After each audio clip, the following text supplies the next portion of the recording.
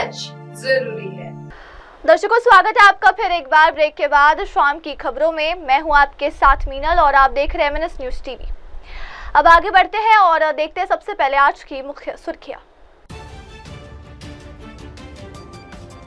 बूंदी वीरता और शौर्य की धरती है, किसान आधुनिक खेती की ओर अग्रसर, लोकसभा अध्यक्ष ओम बिरला। कांग्रेस नेता बजरंग पुनिया ने कहा, राहुल गांधी और मल्लिकार्जुन खड़गे के नेतृत्व में संगठन मजबूत करने के लिए गुजरात से शुरू हुई अभियान। केरल के कासरगोड में मूसलाधार बारिश के बीच पुजारी ने घुटनों तक पानी में की पूजा। और अब खबरें विस्तार के साथ। बूंदी वीरता और शौर्य की धरती है, किसान आधुनिक खेती की ओर अग्रसर, लोकसभा अध्यक्ष ओम बिरला। लोकसभा अध्यक्ष ओम बिरला ने अपने बूंदी प्रवास के दौरान जिले की गौरवशाली विरासत और किसानों की प्रगति की सराहना की। उन्होंने कहा, बूंदी केवल ऐतिहासिक वीरता और शौर्य की प्रतीक भूमि ही नहीं, बल्कि अब ये क्षेत्र कृषि के क्षेत्र में भी नई दिशा की ओर बढ़ रहा है। यहाँ के किसान आधुनिक तकनीकों और नवाचार को अपनाकर खेती को उन्नत बनाते हैं। ओम बिरला ने यह भी कहा कि सरकार के विभिन्न योजनाओं और संसाधनों का लाभ लेकर किसान आत्मनिर्भर भारत की अवधारणा को साकार कर रहे हैं।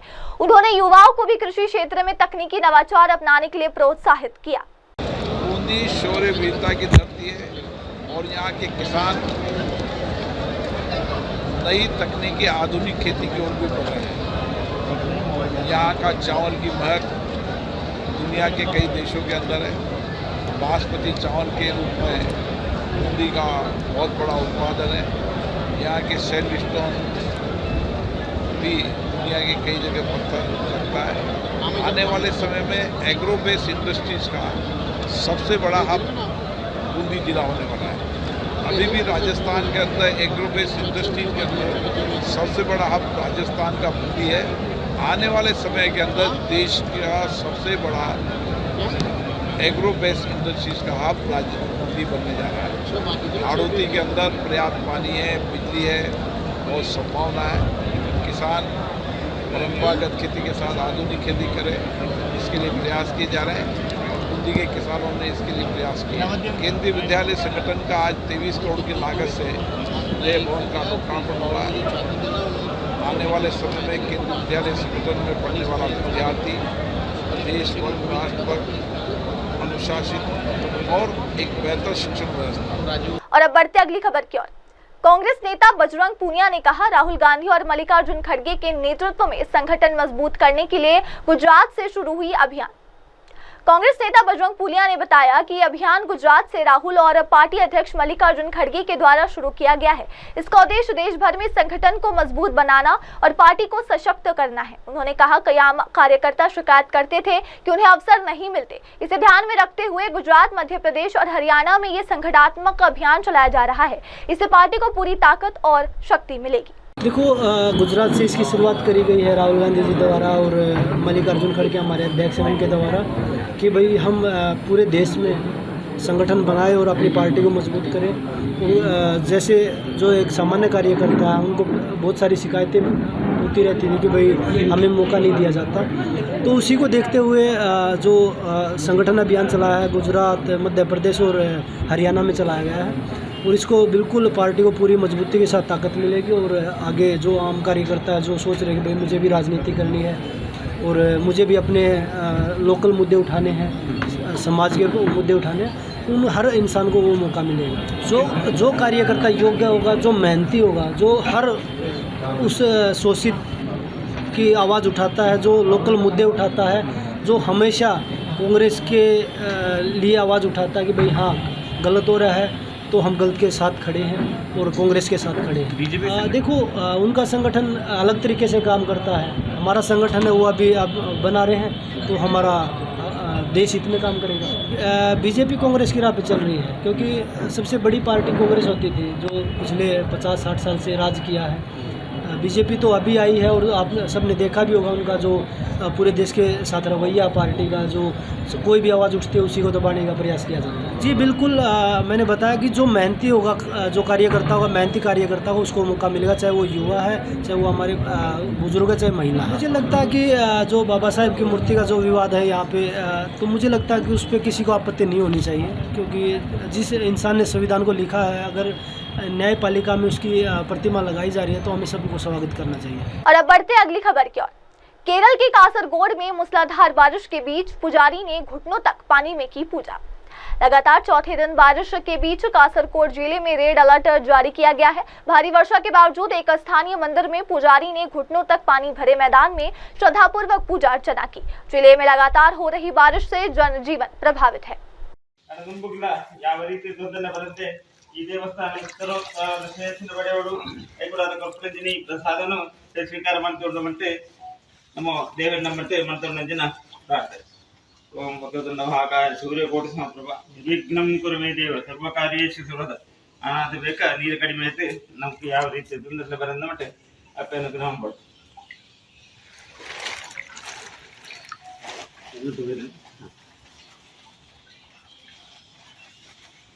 गोविंदा गोविंदा गोविंदा महादेव विशेषण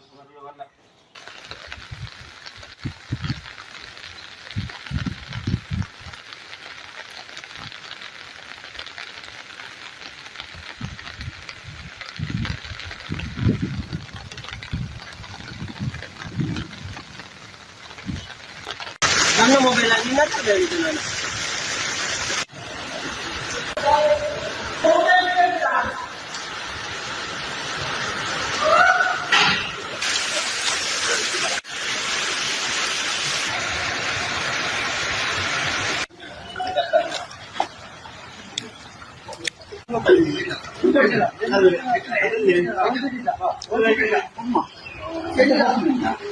మూడు itu ada yang sama maguru ni kan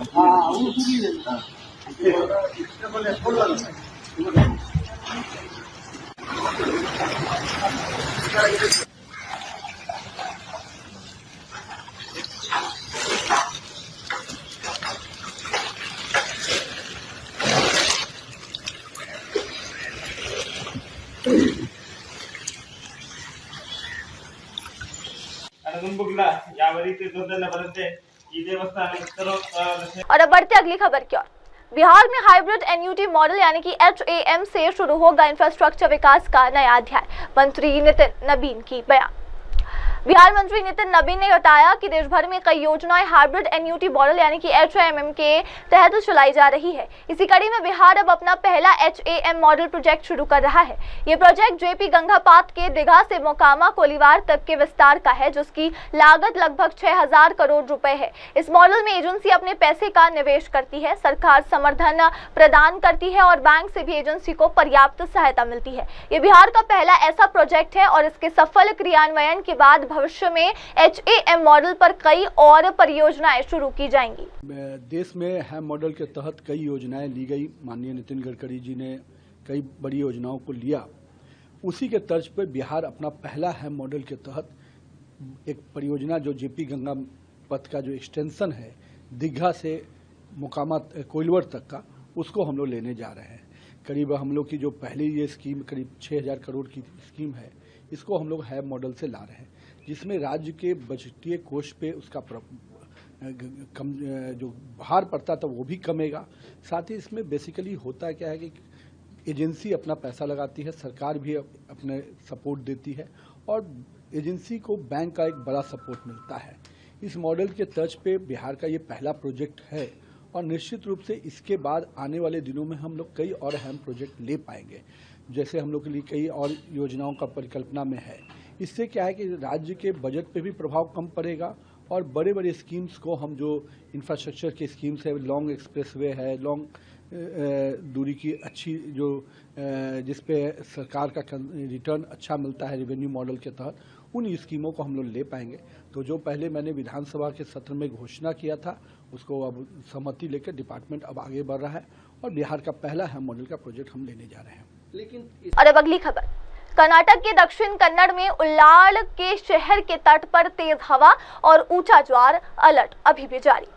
उल्लाड़ इलाके में समुद्र के किनारे तेज हवा के साथ ऊंचा ज्वार आया है, जिससे स्थानीय लोगों और मछुआरों में सतर्कता बढ़ गई है। मौसम विभाग ने संभावित खतरे को देखते हुए अलर्ट जारी किया है और लोगों से समुद्री इलाकों में सावधानी बरतने को कहा है।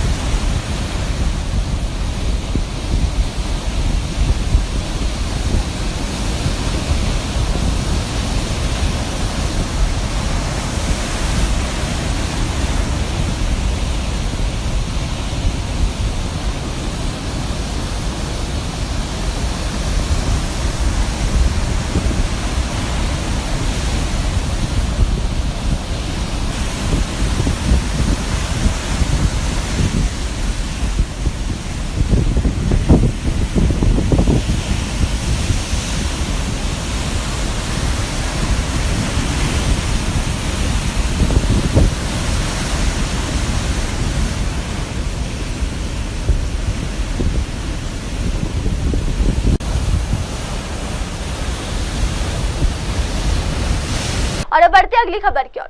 ग्राम पंचायत सदस्य अतुल पाटिल हत्या मामले में सरपंच विष्णु कोक्कड़े गिरफ्तार। गांव में रोष के बाद पुलिस की कार्रवाई सामने आई। पिपला डाक बंगला ग्राम पंचायत के सदस्य अतुल पाटिल की हत्या मामले में ग्राम सरपंच विष्णु कोक्कड़े को खापरखेड़ा पुलिस ने गिरफ्तार कर लिया है। ये जानकारी प्रदर्शन कर रहे ग्रामीणों को दी गई। इस विरोध प्रदर्शन का नेतृत्व भाजपा विधायक आशीष देशमुख ने किया था। विरोध के बाद पुलिस ने ये बड़ी कार्रवाई की। गौरतलब है कि सरपंच विष्णु कोक्कड़े कांग्रेस की नेता एवं पूर्व जिला परिषद अध्यक्ष का मुक्ता कोक्कड़े के पति है। हत्या का आरोपी हिमांशु कुंभलकर ने बीती रात अतुल पाटिल पर हमला कर उसकी हत्या कर दी थी। आमच्या नागरिकांसमोर सांगा, आरोपीचे नाव सांगावे। सध्या आपण आता प्रथमदर्शनी जी आपल्याला गुन्हा दाखल झालेला आहे त्याच्यामध्ये आपण 2 आरोपी अटक केलेले आहेत। सध्या ते आपल्या कस्टडीमध्ये आहेत। आपण त्याला सावनेर कोर्टामध्ये घेत आहेत। त्याच्यामध्ये आरोपी नंबर 1 हिमांशु कुंभलकर आणि दुसरा आरोपी आहे विष्णू कोक्कटे। या दोन्ही आरोपींना आपण अटक केलेलं आहे।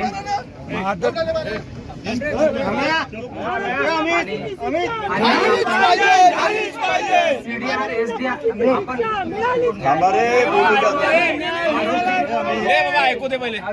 विक्टिम आपलं मैताचं म्हणजे आपण त्याचं CDR SDR टाकलेलं आहे। त्यांना कुणाचे शेवटचे कॉल आले होते, मागच्या 4-2 दिवसामध्ये त्यांना कुणाशी वाद झाला होता का, त्याच्याकडून आपण CDR पण टाकलाय, SDR पण टाकला। At the time of incident अजून त्या लोकेशनला दुसरं कोणी उपस्थित होतं का, त्याच्यासाठी पण आपण त्यातला डम डाटा अनालिसिस करतो। डम डाटावरून आपल्याला टावरचा पूर्ण डेटा मिळणार, त्याच्यावर कोणी तिथं अजून तिसरं चौथं कोणी व्यक्ती। अब बढ़ते अगली खबर की ओर। जवाहर विद्यार्थी गृह चुनाव संताज विकास पैनल की जीत को आम सभा की मंजूरी मिल चुकी है। जवाहर विद्यार्थी गृह की रविवार को संपन्न हुई चुनाव प्रक्रिया की मतगणना सोमवार देर रात तक चली। रात 10 बजे चुनाव निर्णय अधिकारी एडवोकेट नितिन तेलगोटे ने आम सभा में चुनाव परिणामों की घोषणा की, जिसे सभा ने सर्वसम्मति से मंजूरी दी थी। नवनिर्वाचित अध्यक्ष शेखर सावन बांधे ने कहा, चुनाव खत्म हो चुका है, अब सभी मतभेद भुलाकर हम संस्था के हित में कार्य करेंगे। जो सहयोग देगा उसका स्वागत है। पुराने पदाधिकारियों के प्रति कोई दुर्भावना नहीं, लेकिन जानबूझकर की गई गलतियों की जिम्मेदारी हम नहीं लेंगे। उन्होंने ये भी कहा कि कार्यभार संभालने के बाद अगले सप्ताह से संस्था के कार्यों की शुरुआत की जाएगी। जाहीर केल्या जाते, निवडणूक तशी जाहीर केल्या जात नाही। याला आम सभेची मंजुरी, जे निवडून आलेले लोक असतात आणि निवडणूक निर्णय अधिकाऱ्यांनी जो निवडणूक निकाल तयार केला जातो तो आम मंजूर केला नाही तर त्याला तो मंजूर होत नाही। आणि साधारणतः आतापर्यंत तशी परिस्थिती आली नाही। निवडणूक निर्णय अधिकारी यांनी तो कौल मोजण्याचं काम गणनेच्या माध्यमातून आणि तो आमसभेच्या समोर ठेवला जातो। त्या आमसभेमध्ये जर कुणाला काही ऑब्जेक्शन असेल, एखाद्या निकालावर कुणाला काही बोलायचं असेल, त्याच्यावर काही आक्षेप, त्या या निवडणुकीच्या प्रक्रियेमध्ये जेव्हा ही आमसभेपुढे ही कुठल्याही प्रकारचा आक्षेप आला नाही, त्याच्यामुळे या ठिकाणी हा जो निकाल आहे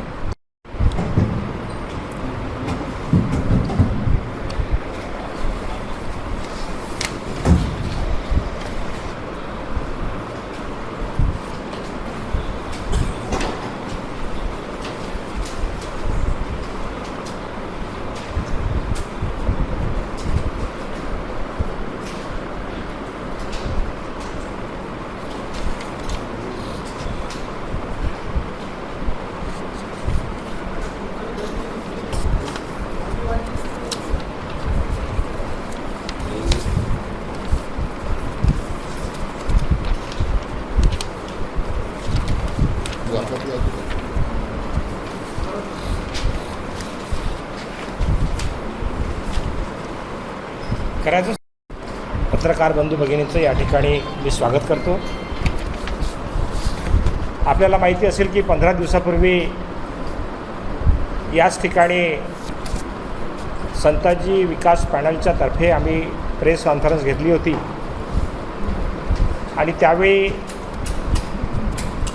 जवाहर विद्यार्थी गृहाची जी निवडणूक जाहीर झाली त्या संदर्भात संताजी विकास पॅनल त्या ठिकाणी सहभागी होते आहे याची कल्पना आपल्याला दिली होती। या निवडणुकीमध्ये 15 तारखेला जी निवडणूक झाली त्याच्यामध्ये 2 पॅनल होते। जे सध्याचं जे सत्तारूढ जे पदाधिकारी आहेत त्यांचं एक पॅनल होतं पुरोगामी नावाचं, आणि आम्ही सगळ्या लोकांनी एकत्र येऊन एक पॅनल तयार केलं होतं, संताजी विकास पॅनल. त्या पॅनलच्या वतीनं आम्ही त्या ठिकाणी निवडणूक लढवत होतो. माझ्यासोबत या ठिकाणी नव्यानं निवडून आलेले उपाध्यक्ष, मी स्वतः अध्यक्ष शेखर सावरबांधे, उपाध्यक्ष नरेंद्र दिवटे, मुख्य कार्यवाहक काचोरेजी, या ठिकाणी कोषाध्यक्ष आहेत कापरेजी, आमचे मार्गदर्शक आता ॲडव्होकेट जगदीश गायधणे, आमच्या इथे ट्रस्टीज जे निवडून आले प्रकाश तिळगुळेजी, रवी टापरेजी, रवी उराडेजी, या ठिकाणी मोटघरेजी, अंबागडेजी, घुगुसकरजी, सर्व लोक या ठिकाणी ज्यांची नावं याच्यामध्ये समाविष्ट आहेत ते सगळे लोक आहेत. एक 2-3 लोक येतात आहे.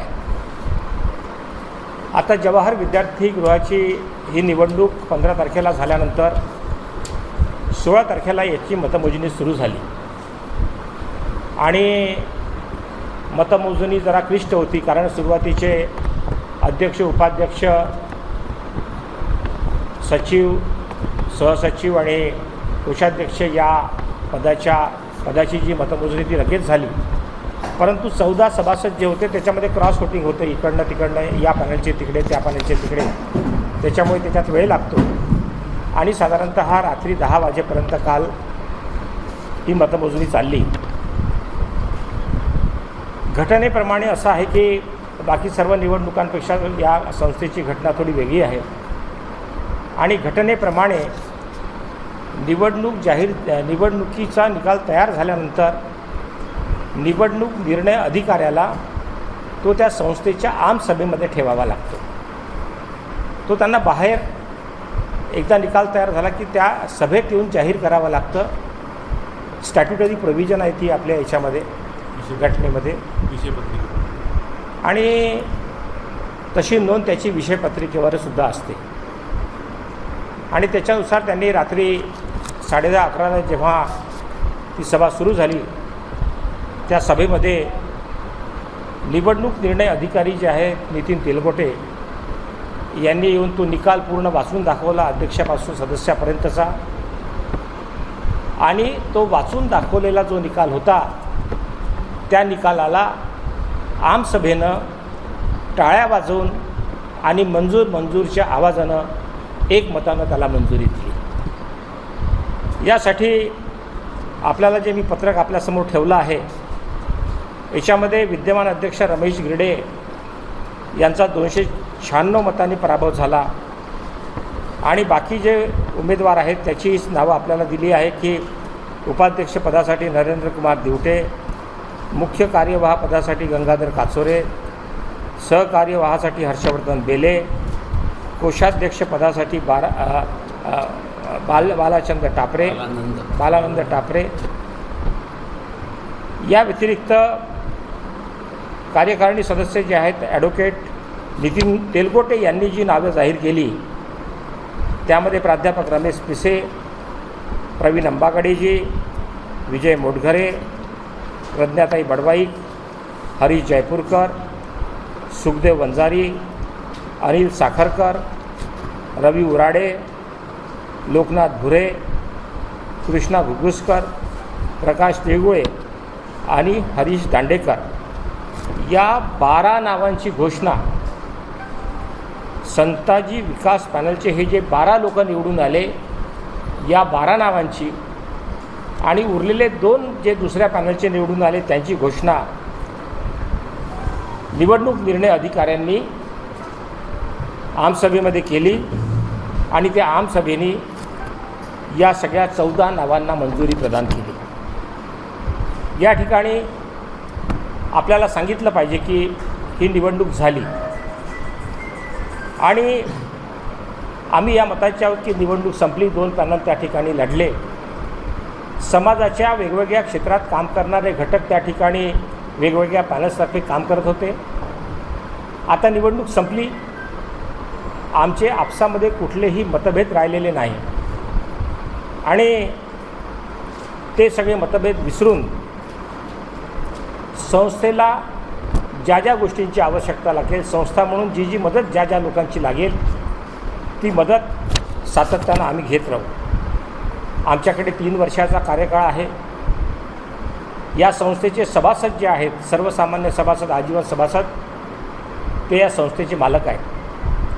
त्या मालकांनी केवळ 3 वर्षासाठी ही संस्था आमच्याकडे सोपवली आहे आणि 3 वर्ष आम्ही विश्वस्त म्हणून या संस्थेचे त्या ठिकाणी काम करणार आहोत. संस्थेच्या हितासाठी काम करू. आम्ही जाहीरनाम्यामध्ये ज्या गोष्टी दिल्या आहेत त्याच्यासाठी काम करू. जुन्या पदाधिकारी जे या ठिकाणी आउटगोईंग पदाधिकारी आहे त्यांच्या बाबतीत जुन्या पदाधिकाऱ्यांच्या हातून काही चुकीनं काही चुका झाल्या असेल तर निश्चितपणे त्या आम्ही दुरुस्त करण्याचा प्रयत्न करू. परंतु त्यांनी ज्या जाणीवपूर्वक चुका केल्या असतील त्या पापाची मात्र आम्ही भागीदार राहणार नाही, हे स्पष्टपणे त्या सगळ्या लोकांना आम्ही सांगितलेलं आहे. या येत्या आठवड्यामध्ये आम्ही आपला कार्यभार घेऊन कामाला सुरुवात करू. आज या ठिकाणी ज्या मतदारांनी आम्हाला, ज्या मालकांनी, मतदार म्हणजे मालक, ज्या मालकांनी आम्हाला या 3 वर्षासाठी इथं विश्वस्त म्हणून नेमलं, आपल्या माध्यमातून त्यांचा ऋणनिर्देश करू इच्छितो. त्यांच्याप्रती आम्ही कृतज्ञता व्यक्त करतो आणि त्यांचे खूप खूप आभार मानतो. या सर्व निवडणुकीच्या प्रक्रियेमध्ये मार्गदर्शक म्हणून धर्मराजजी रेवतकर, नितीनजी कुंभलकर, नाना ढगेजी, ॲडव्होकेट जगदीश गायधनेजी आणि इतर सर्व मंडळी जे याच्यामध्ये आम्ही त्याचा नावात समावेश केला आहे, या सर्व लोकांनी या निवडणुकीमध्ये मार्गदर्शन केलं. अत्यंत सुचारू रूपानं आणि पारदर्शक पद्धतीनं या निवडणुकीची प्रक्रिया पूर्णपणे राबवल्या गेली. म्हणून आम्ही निवडणूक निर्णय अधिकारी यांचे या ठिकाणी आभार मानतो. विद्यमान जे पदाधिकारी आहेत त्यांनी जे काही सहकार्य या निवडणूक यंत्रणेला केलं त्यांचेही आम्ही आभार मानतो आणि अशा पद्धतीनं आपल्या माध्यमातून त्या सर्व लोकांपर्यंत आमचे आभार पोचवावे अशी आपल्याला विनंती. या संदर्भात काही आपल्याला विचारायचं असेल तर विचार. और अब अगली खबर, भाजपा नेता परिणय फूके के बयान सामने आए जहां वो कह रहे हैं कि सहकार क्षेत्र पक्ष प्रवेश और निधि वितरण पर खुलकर बोल रहे हैं. भाजपा नेता परिणय फूके ने पत्रकारों से बातचीत में सहकार चुनाव, भंडारा में भाजपा प्रवेश, बुडगुजर को लेकर विरोध और शिंदे गुट के विधायकों को निधि न मिलने जैसे कई मुद्दों पर प्रतिक्रिया दी.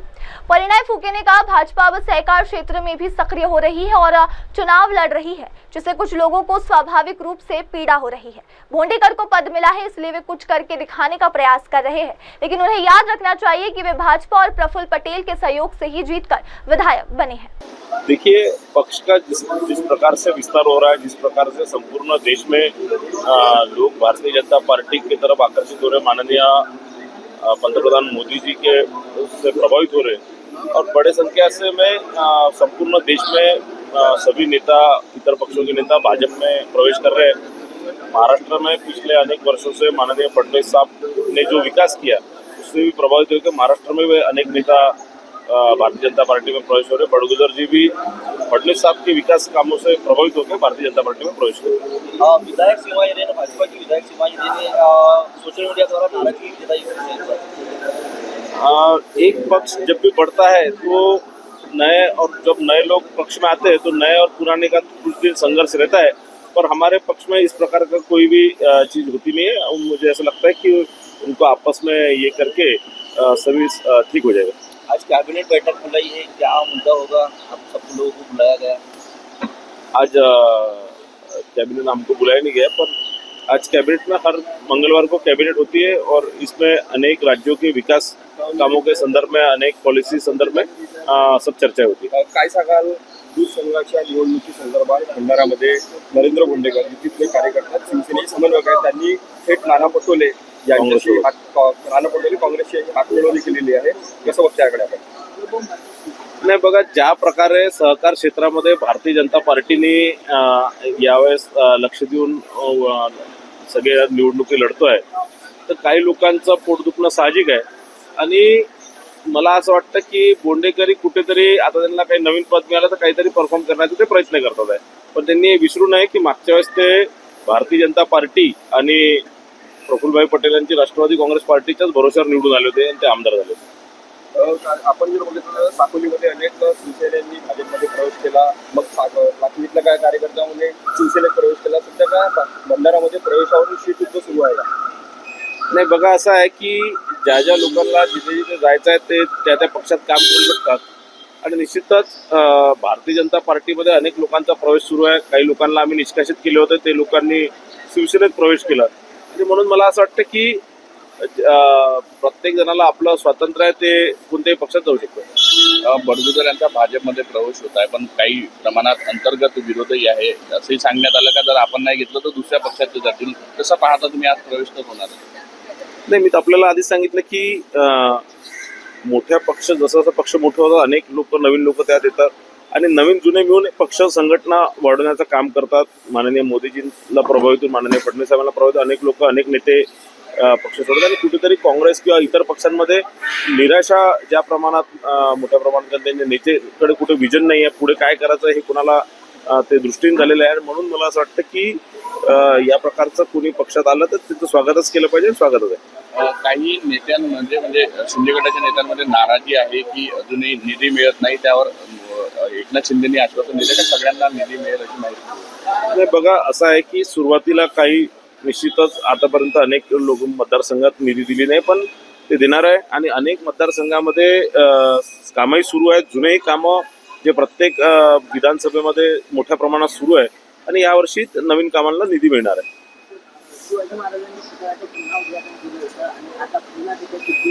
जमीन आहे तिथं भगदाड पडला, काय वाटतं पुन्हा कुठेतरी दर्जाचं काम करण्यात आलं आहे? मला माहिती नाही, मी माहिती घेतो तुम्हाला सांगतो. और अब अगली खबर, सीताबड़ी क्षेत्र में हुक्का पार्लर पर पुलिस का छापा, 4 गिरफ्तार। नागपुर शहर के सीताबड़ी थाना क्षेत्र में स्थित एक हुक्का पार्लर पर पुलिस ने छापा मारकर 4 आरोपियों को गिरफ्तार किया है। ये कार्रवाई 17 जून 2025 की रात 1 से 3:30 बजे के बीच की गई। पुलिस ने घटनास्थल से कुल 3,83,580 मूल्य का सामान जब्त किया है, जिसमें 17 हुक्का पॉट, हुक्का नलिया, चीलम, फ्लेवर, एंड्रॉइड मोबाइल, 1 दोपहिया वाहन और नकदी शामिल है। आरोपियों के खिलाफ भारतीय दंड संहिता की धारा 4-5-21 के तहत मामला दर्ज किया गया है, जो तंबाकू उत्पादों के निषेध और व्यापार से संबंधित है।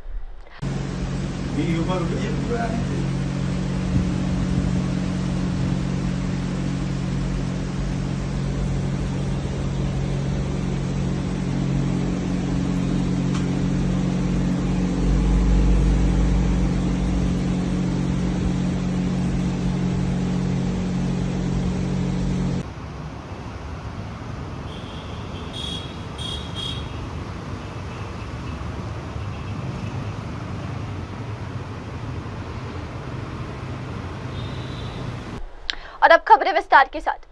चांपा हलदगांव खापरी सड़क की बदहाल हालत पर ग्रामीणों ने किया रास्ता रोको आंदोलन।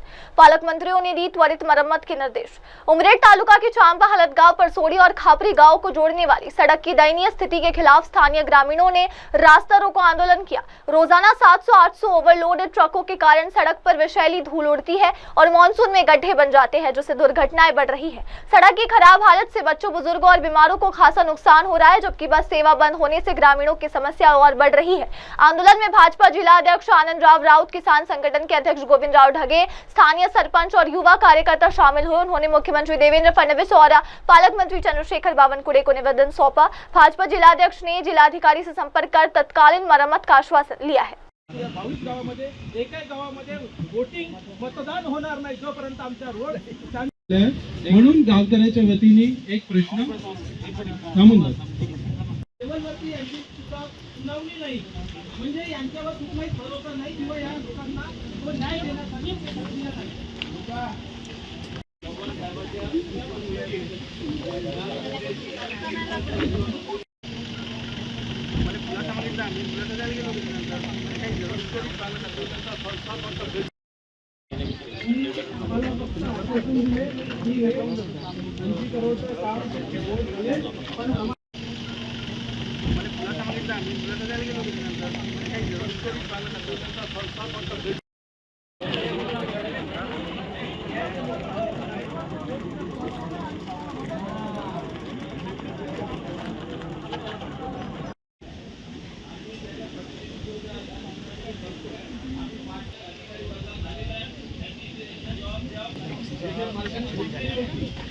ठाकरे वाजगाव सामाजिक कार्यकर्ता.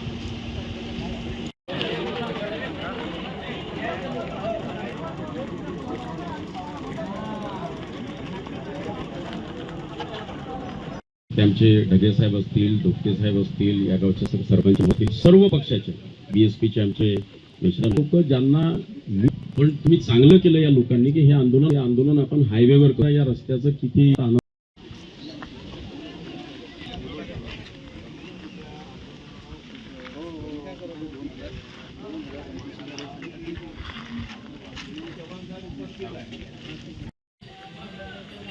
रोलिंग.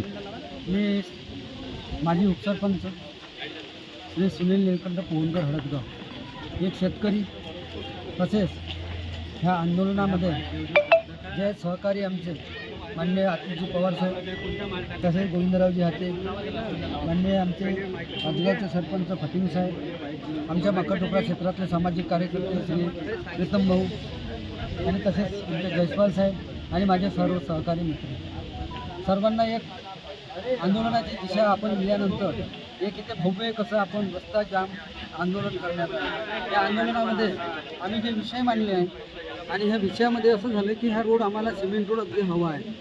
सिमेंट रोडची इतकी आम्हाला आवश्यकता आहे. इथे फक्त पाण्याची जिथे ह्या रोडची कॅपॅसिटी असताना इथे 65 टन 60 टन इथनं ह्या गाड्या ओव्हरलोड जातात. नेहमी वारंवार यांचा पाठपुरा आमचे सरपंच साहेब अथवा आमचे चांप्याचे सरपंच साहेब आतिजी पवार असो यांनी वेळोवेळी निवेदनं देऊन सादर केलेले आहेत. आम्ही न्यूजपेपरला दिलं आहे, त्यांच्यानंतर आम्ही TV ला पण बातमी पण दिली आहे. मात्र एवढं असूनही प्रशासनाला जाग आलेली नाही. त्यामुळे ह्या आंदोलनामुळे आमच्या एका लढ्याला यश येईल आणि आम्हाला एक सिमेंट रोड मिळेल अशी आम्ही आशा ठेवतो. आणि माझ्या सर्व मीडिया तसेच पोलीस विभाग आणि माझ्या परिसरातून आलेले लोक यांनी दिलेला साथ यांना सर्वांना मी आपले आभार मानतो. तर आम्ही चांप्याला जातो कारण आम्हाला चांप्या मार्ग आहे. चांपा ते उटी, पळसुडी, तिखाडी, दुधा, उमरा एवढे खापरीपर्यंत आम्हाला चांप्याला यावं लागते कारण चांप्याशिवाय मार्ग नाही आम्हाला. तर महिला सुद्धा त्या ट्रकवर बसून येतात. आम्हाला खूप विचार पडते कारण आज कोणता ट्रकवाला कसा राहतो, कहा राहतो आपल्याला माहीत नाही राहत. कधी दारू पिऊन राहतो कारण तरुण मुलीसुद्धा शिक्षणासाठी बाहेर जातात, त्या ट्रकमध्ये बसून येतात. म्हणून हे लोकांना दिसत नाही, ह्या शासनाला दिसत नाही. येऊन जातात पण आम्हाला काही समस्या दूर करत नाही. म्हणून आम्हाला मुलांना, तरुण मुलांना मुलं आहे, आम्हाला उच्च शिक्षण घ्यायचं आहे तर आम्ही कसे करू. आम्हाला नागपूरशिवाय मार्ग नाही तर मुलं जाण्यासाठी अयोग्य आहे कारण आम्ही जाऊन कसे. आम्ही शिक्षणाचा आम्हाला मुलं शिकले पाहिजे आम्हाला वाटते कारण डॉक्टर बाबासाहेब आंबेडकरनं सुद्धा सांगितलं की शिक्षण हे वाघिणीचं दूध आहे. परंतु आज का तुम्ही समजू नाही शकत. आज कुठे गेले, आज आमदार कुठे गेले, खासदार कुठे गेले, मंत्री कुठे गेले. कारण तुम्हीच म्हणता की शिक्षण हे वाघिणीचं दूध आहे. मग कुठे गेले तुमचे डोळे कोणाकडे आहे. कारण आम्हाला मुलांना शिकवायचं आहे तर कसं शिकवायचं सांगा तुम्ही आता. कारण आमच्या गावातली समस्या दूर झाली पाहिजे. हा दिवाळीपर्यंत आमचा रोड झालाच पाहिजे. हा रोड झालाच पाहिजे. हा रोड आमचा झालाच पाहिजे. जय हिंद, जय भारत. शेतकरी तिकाडी या गावचा शेतकरी आहे. पडेगा इंडिया तो बढेगा इंडिया हे फक्त वाक्य नसून या गावच्या विद्यार्थ्यांसाठी, या रस्त्याने जाणारे विद्यार्थी विद्यार्थिनी हे त्या चांप्यापर्यंत किंवा उमरेडपर्यंत आणि पुढे नागपूर शहरातसुद्धा जाऊ शकत नाही. रस्त्यावर इतके खड्डे पडलेले आहे. पावसाळ्यात तर पाणी इतकं साचलेलं असतं की कुठून जावं हा प्रश्न पडतो. त्यामुळे मुलं शाळेत देखील जात नाही. आधीच ग्रामीण भागातले मुलं शाळेत जाण्यासाठी थोडं कुरकुर करत असतात, परंतु ते शिकले पाहिजे. हा शासनाचा जर हे असेल तर या शासनाने कमीत कमी हा रस्ता जो आहे हा चांपा, हळदगाव, परसोडी, टिकाडीपर्यंतचा रस्ता आणि त्याच्यापर्यंतचा रस्ता, सायकीपर्यंतचा रस्ता पूर्ण व्यवस्थित करावा आणि या रस्त्याची याला म्हणतील सिमेंटीकरण व्हावं जेणेकरून संपूर्ण त्या परिसरातील जनतेला पुढील प्रवास करण्यासाठी सुकर होईल एवढीच माझी विनंती. नमस्कार, मी आतिश पवार, माजी सरपंच गडी ग्रामपंचायत चांपा. आम्ही अनेक वर्षापासून सतत या रस्त्याबाबत पाठपुरावा करत आहोत. सदर हा रस्ता मुख्य रस्ता 353D नागपूर ते उमरेड आणि या मधोमध पडत असलेला चांपा हा टोल आणि चांप्यापासून गेलेला चांपा, हळदगाव, परसोडी, खापरी, सायकी अशा विविध 15 गावांना जोडणारा हा NBRचा रस्ता 53, NBR 35 या रस्त्याची अतिशय अनेक वर्षापासून दुरवस्था झालेली आहे. याच्याकडे प्रशासन आणि सरकारचं दुर्लक्ष आहे आणि आताच काही दिवसामध्ये शाळेकरी विद्यार्थ्यांची शाळा सुरू होणार आहे आणि विद्यार्थ्यांच्या पुढे एक गंभीर प्रश्न निर्माण होतो की पावसाळ्यात या रस्त्यापासून वाटचाल कशी सुरुवात करावी. तसेच या भागातील जे महिला आहेत त्या महिलांना अक्षरशः आपल्या जीवाचा धोका पत्करून या रस्त्यापासून प्रवास करावा लागतो. त्यासोबतच या रस्त्यामुळे आजूबाजूला असलेली पूर्ण शेती ही नापीक झालेली आहेत. सोबतच चांपा ते उमरेड हे अंतर 22 किलोमीटरचं असल्यामुळे आणि तिथून तर खापरीपर्यंतचं अंतर 10 किलोमीटरचं, 30 ते 35 किलोमीटरचा फेरा वाचवण्याकरिता अनेक लोक चांपा ते खापरी आणि हा बुट्टीबोरीला जोडणारा, महामार्गाला जोडणारा रस्ता असल्यामुळे या रस्त्याचा वापर करत असतात. इथे दर्जनभर क्रेशर प्लांट असल्यामुळे इथे असणाऱ्या अनेक क्रेशर मालक हे दिवसामध्ये 2 ते 3 लाखाचं टोल वाचवण्याकरिता 700 ते 800 ट्रक या रस्त्यांचा वापर करतात. त्यामुळे त्यांचं दिवसाचा टोल हा व्यावसायिक टोल तर वाचवतातच, पण त्यांच्या ओव्हरलोड ट्रक चालवण्यामुळे या रस्त्याची अतिशय दुरावस्था झालेली आहे. यामुळे आज इथे शांतताप्रिय आंदोलन करण्यात आलेले आहे आणि या आंदोलनामध्ये अनेक लोकांनी आश्वासने दिलेले आहेत. हा रस्ता या मार्गातून बनेल, हा रस्ता त्या मार्गातून बनेल, पण आमच्या सर्व जनतेच्या पुढे हा एक विषय निर्माण झालेला आहे की हा रस्ता बनेल तर बनेल, कोणत्या मार्गातून बनेल. आम्हाला मार्ग पाहिजे आणि तो मार्ग बनवण्याकरता शासनाने विविध टप्प्यातून बनवावा, कसा तरी बनवावा, पण ह्या जनतेची समस्या मुख्य समजून या रस्ता तयार करण्यात यावा. नमस्कार, मी ॲडव्होकेट सुमित जयस्वाल पाचगाव. सदर आज दिनांक 17 जून 2025 रोजी हळदगाव येथे चांप्यापासनं खापरीपर्यंत 40 टन क्षमतेचा पक्का सिमेंट रस्ता होण्याकरिता नागरिकांची प्रचंड मागणी होती. परंतु नागरिकांनी कित्येक वर्षांपासून ही मागणी करत त्यांना फक्त आश्वासने भेटली. हा मार्ग न होण्याचे खूप सारे दुष्परिणाम आहेत. त्याचा सामाजिक, आर्थिक आणि आपल्या सांस्कृतिक गोष्टींवर अतिशय आणि शेतीच्या विकासावर मुख्यत्वे दुष्परिणाम होत असून या गोष्टीकडे खूप दुर्लक्ष केल्या जात आहे, प्रशासनातर्फे पण आणि राजनीतिक पक्षांतर्फे पण. सामान्य जनता ही सहजपणे रस्त्यावर उतरत नाही, कोणाकडे एवढा वेळ पण नाही. आज जनतेचा हा रोष बघता याच्यावरून कळून येते की या रस्त्याची किती गरज आहे.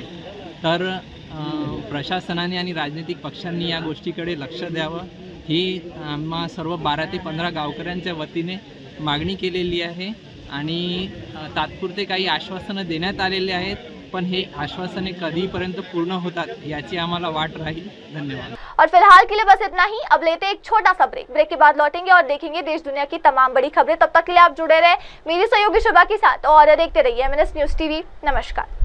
MNS न्यूज ला पुढील वाटचालीस खूप खूप शुभेच्छा.